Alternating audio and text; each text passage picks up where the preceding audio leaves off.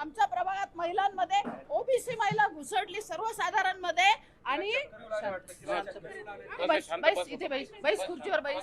शांत बस पाणी पाणी येऊ द्या ना येऊ द्या ना पाणी पाणी पाणी घ्या पाणी चक्कर आली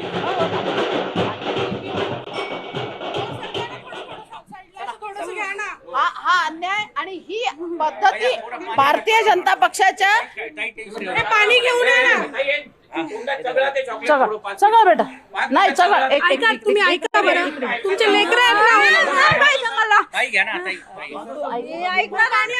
करणार म्हणजे अरे टटके लढणार लढणे असताना तेव्हा पण असं दिले ना त्यांना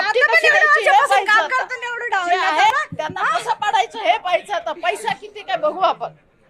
आपल्याला पाडायची नाकारलं आणि जी नवीन जी आली आहे जिने कुठले गुन्हे नाही काय नाही ओबीसी ला ओपन मधून दिलं ओपन सीट महिलांसाठी सुटलेली असताना हा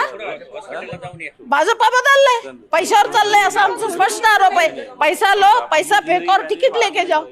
हेच झालं आता हे होईल उघड कोण करताय होईल उघड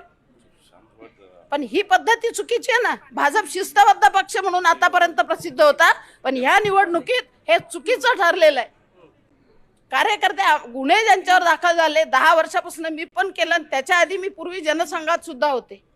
जनसंघाच्या काळात सुद्धा मी होते भाजप स्थापन झाला तेव्हाही होते मधल्या काळात फक्त शिवसेनेत गेले होते यावेळेस तुमचा क्लेम होताच तुम्हाला उमेदवारी मिळेल आणि तुम्ही मला सांगितलं गेलं होतं काही नेत्यांकडनं की त्यांना तिकीट देणार नाहीये तुम्ही टेन्शन घेऊ नका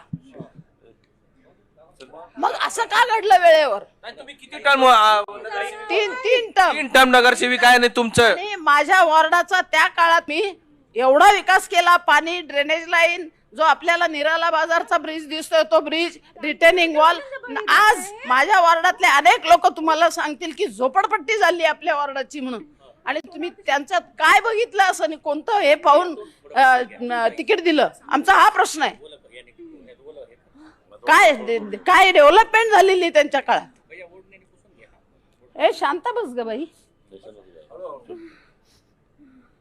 ही थोडं